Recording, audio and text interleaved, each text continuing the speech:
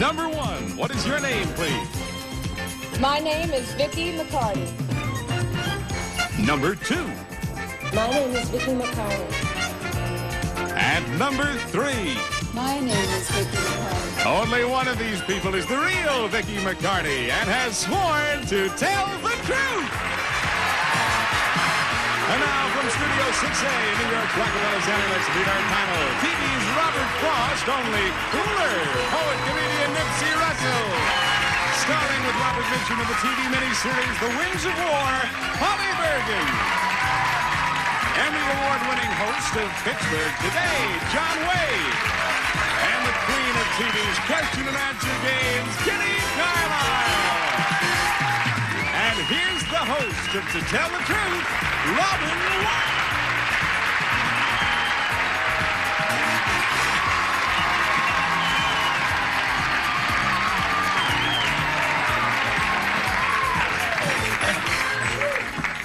Oh, thank you. You sound great. Nice to see you. Welcome to Tell the Truth panel. You're looking marvelous as always. How are you today? How are things in Pittsburgh, John? Oh, they're very good. Well? You know, it's the city of champions. And I know, and you're a champ, of course. Well, thank you. Yes, not for the Pirates or the Steelers, but Pittsburgh is truly the underrated city of the country. It's a beautiful city, lovely people. Well, it is a lovely city, and nice to have you on the show today.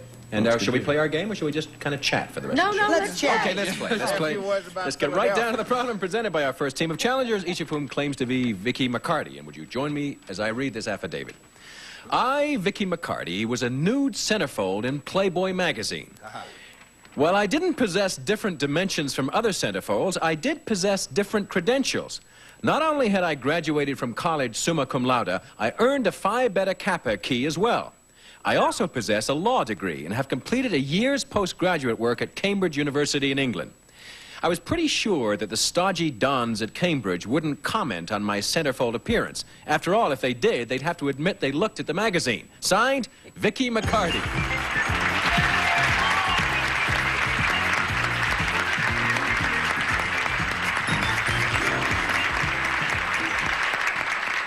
And welcome. It's good to have you on To Tell the Truth. And panel three ladies all claim to be lawyer and former centerfold model Vicky McCarty. And let's start the questioning with who else? John Wade. Oh, thank you. We could talk for hours.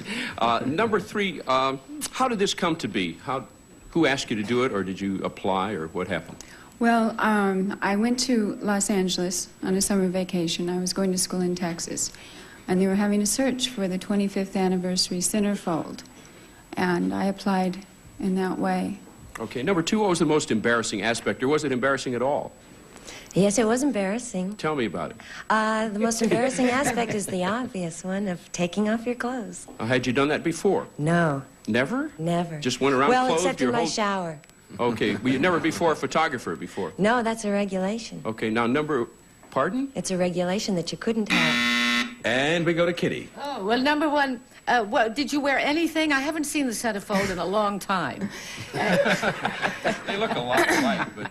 Did you wear anything at all? There is lingerie on, yes. The basic aspects are uncovered, but you are wearing other articles of clothing. Oh, but not in any of the important spots. Exactly. The important spots are naked, and the other... Where do you wear your... In the middle, like so? I had on a scarf and I see. Number 2, where did you get your law degree? Hastings in San Francisco. And number 3, where did you get your Phi Beta Kappa key? University of Texas. And number 1, what did they pay you? $10,000. And have you gotten any other benefits from it, except a cold? I have made public appearances and an awful lot of fan mail. Number 2, why'd you do it? And we go to Nipsey. Number 3, what's the difference between magna cum laude and summa cum laude? Well, the summa cum laude is a honorary degree, and it has to do with having a 3.8 average. Okay. Number 1, what's the law term quid pro quo mean? Quid pro quo? I'm sorry, in my area of law, I'm not Number using 2, that term. what's meant by habeas corpus? It is something, it's a release, freeing a person from jail. I see. Number 3, you have a Phi Beta Kappa key. Now, is that a Greek letter organization like other fraternities or sororities? Well, it's a special, honorary Key given with a special secret handshake. And we go to Polly Bergen. Number one, where was the centerfold photographed? The centerfold itself was photographed in Los Angeles. However, I was on location in England when they took most of the other photographs. I see. Number two, who photographed you? A man named Arnie Freitag. Number three, who photographed you? A man named Arnie Freitag. Number one, where is Christy Hefner located? Christy Hefner is in Los Angeles. And number two, where is Hefner's mansion in Los Angeles? Holmby Hills. Number three, where is Christy Hefner located? Chicago. Number one, why did you do it? I needed money for my education, and it was a very good opportunity. Number two, were you paid the same amount of money as number one?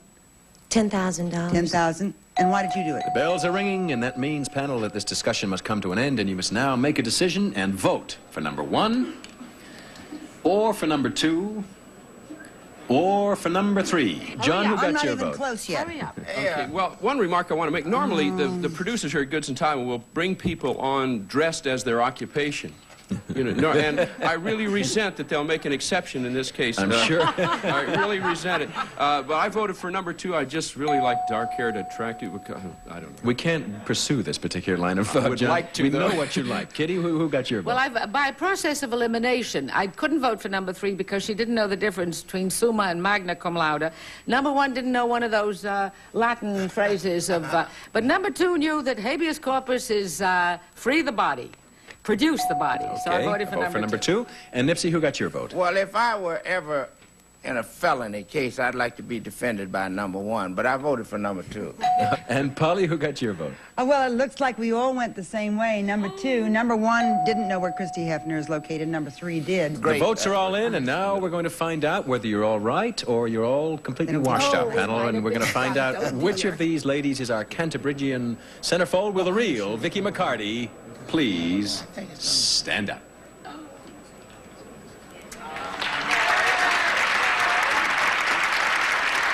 Yes, you're right.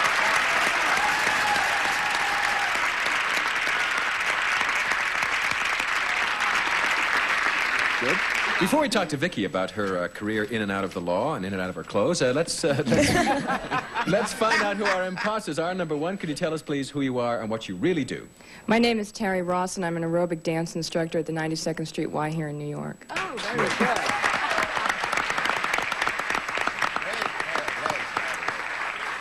And number three, could you tell us about yourself, please? My name is Kathy Betancourt, and I lease automobiles for Barco Auto Leasing in Manhasset, Long Island. It's good to have you.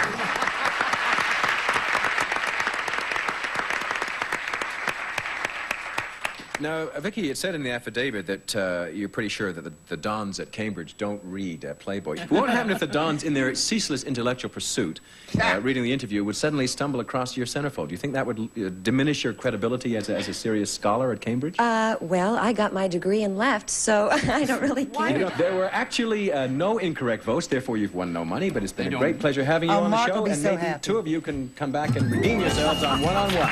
Thanks for joining us. And we're coming back, so stay tuned.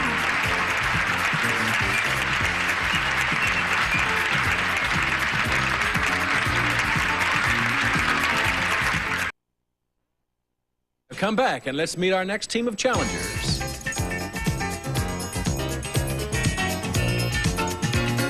Number one, what is your name, please? My name is David Ballman. Number two. My name is David Ballman. And number three. My name is David Ballman. All right, panel, if you'd mind joining me as I read this affidavit. I, David Ballman, am Executive Vice President of Big Brothers and Big Sisters of America. This organization matches youngsters, many of them from single-parent homes, with sympathetic adult volunteers who will befriend them and serve as confidants and role models. There are some 8 million children between 6 and 18 who come from broken homes. Without some kind of outside guidance, they are 4 times as likely as other kids to drop out of school, and 6 times as likely to end up before a judge. Being a big brother or sister takes only 4 to 6 hours a week, but even such a short time can do a world of good. I know because I was once a little brother myself. And as an adult, I've shared my home with 26 special children, 7 of whom I have legally adopted. Signed, David Ballman.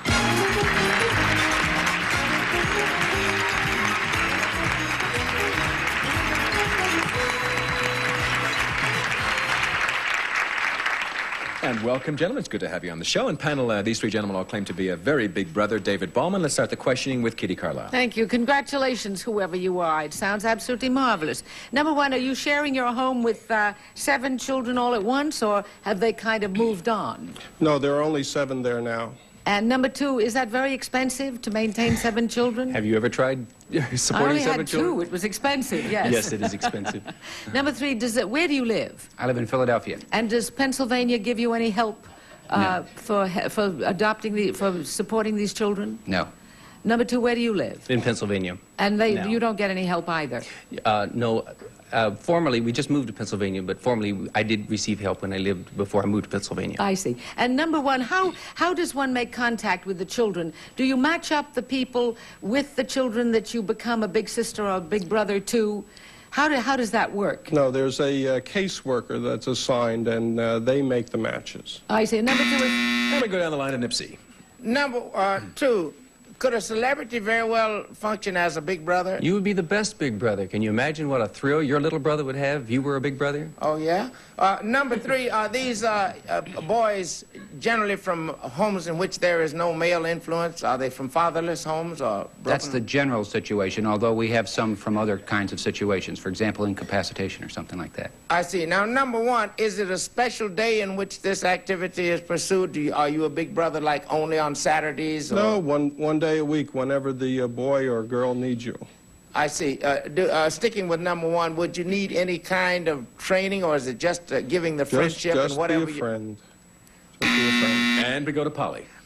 Number 2, now this is not like a, because I noticed Kitty asked about getting financial aid. This is not like a foster home situation, is it? Are you talking about my own situation or the Big Brother program? The Big Brother program. Oh, no, it's a national organization. We have 415 agencies around the country. Each agency is autonomous unto itself.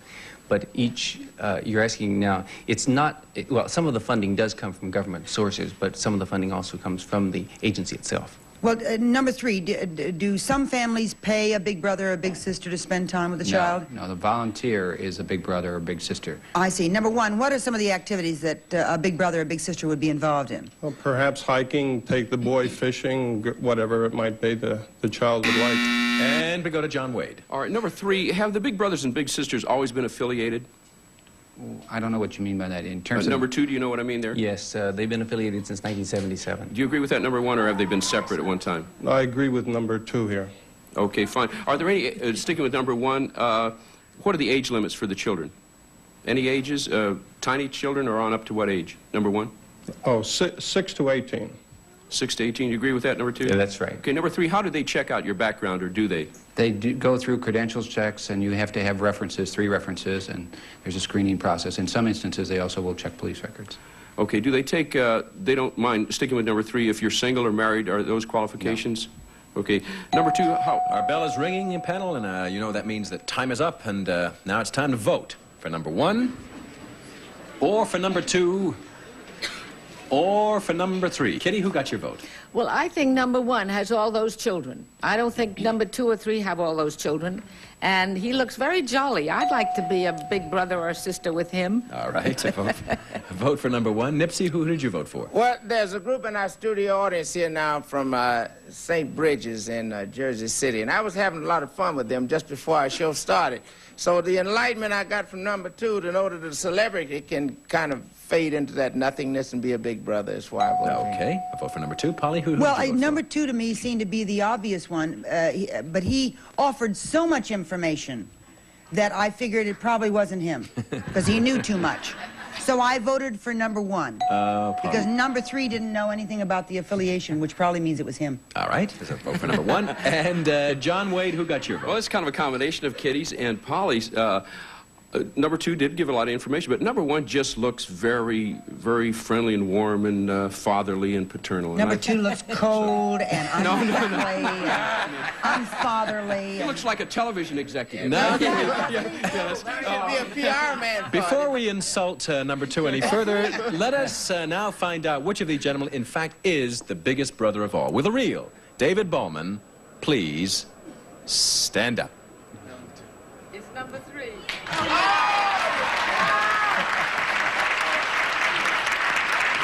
That's it.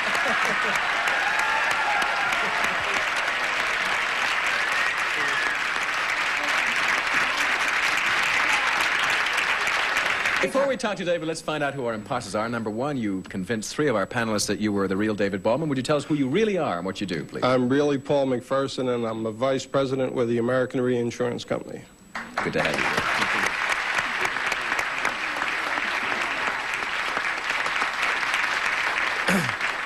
And number 2. I'm Jim Gamble. I'm a commercial airline pilot for Continental Airlines.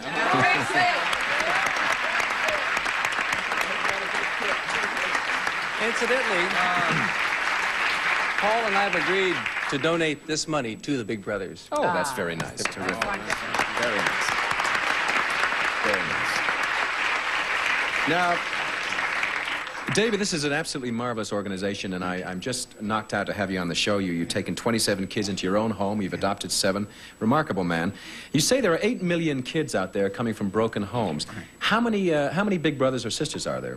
We now have 130,000 actually matched and another 100,000 waiting for a volunteer to become available either as a big brother or a big sister. So we need all of you, and all of you make super big brothers or big sisters. There were 4 incorrect votes. You have therefore won the jackpot, which will go to the Big Brother organization, according to you. And thanks for joining us on To Tell the Truth. Thank you. See you. Now, we're coming back, so please stay tuned.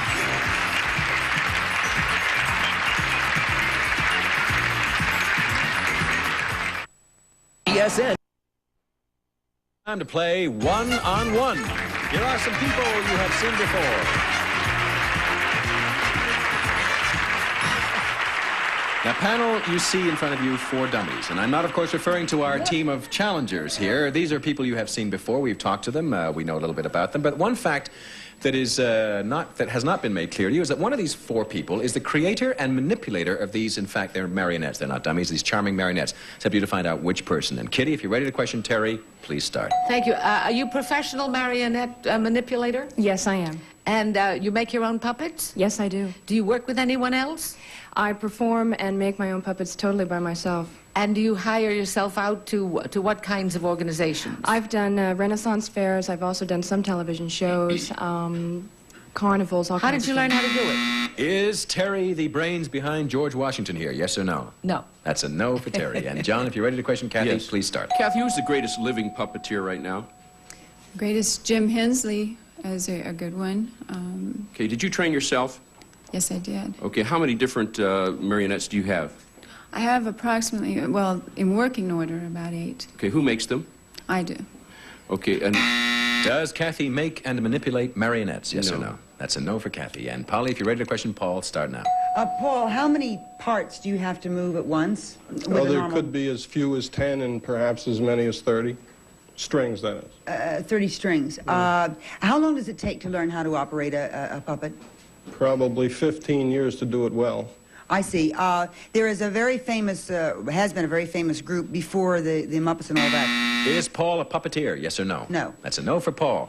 Now, Nipsey, you're about to question Jim, and so far there have been no yes votes, but one of these people, in fact, is a puppeteer. Now, you got 20 seconds to question Jim. You may cast your vote for Jim or for any of the other challengers after your 20 seconds. Okay, Please start. Jim, who is Geppetto? Geppetto was the father of Pinocchio. I see. Do you have a clown in your repertoire? Oh, yes. Have you seen the puppeteer that works in Las Vegas that has the crown that has the little balloon that goes up and he cries when it's gone? Now, do you manipulate? Is Jim our puppeteer? Yes or no?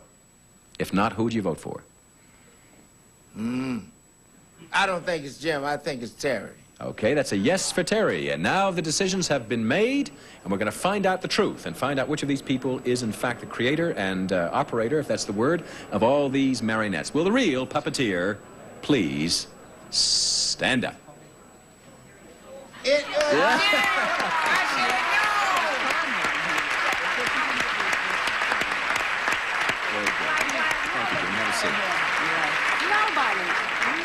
He is a manipulator. And he gave me the right answer, too. Jim, yeah. As John Wayne just said, Jim really is a manipulator. He always is. And Jim is going to be back in 2 minutes with Candy to demonstrate his art for us. Right now, there were 2 incorrect votes. You have won, therefore, $200. Thanks all for joining us on One on One. Jim, see you shortly. Thank you. We'll be back with Candy in just a moment, so stay tuned.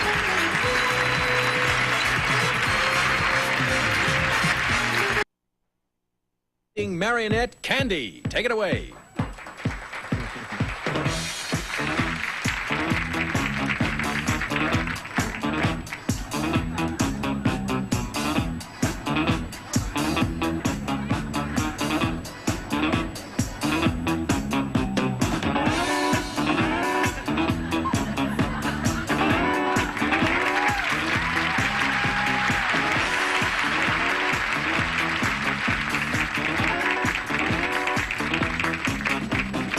How do you pick your favorite game shows? Classic or crazy?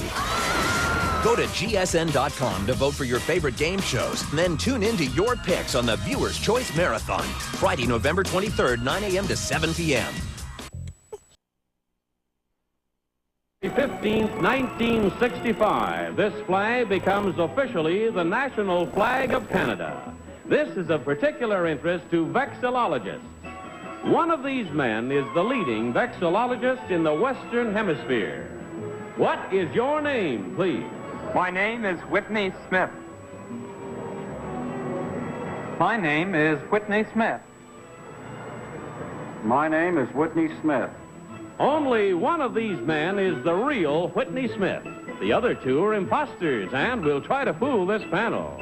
Tom Poston, Peggy Cass, Orson Bean, and Kitty Carlisle, on To Tell the Truth. And here sitting in for Bud Collyer is our host, Robert Q. Lewis. Thank you. Thank you very much. Welcome once again to Tell the Truth. Sitting in once again for Bud Collyer, and good evening to you, panel. Good evening. Oh, boy, you vexillologist, huh?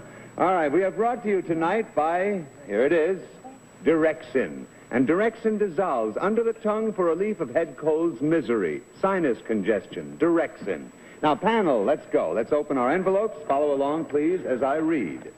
I, Whitney Smith, am a vexillologist, an expert on flags. I am the editor of the Flag Bulletin, the only magazine in the world devoted to flags, banners, and pennants, and the proper methods of displaying them. I also design flags. Here is the flag I designed for Mozambique, for use when it becomes an independent nation. Flags have been used for thousands of years. The Roman legions carried their flags called vexilla with them into battle.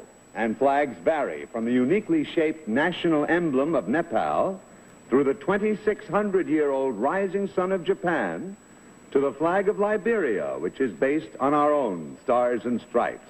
Incidentally, there is absolutely no support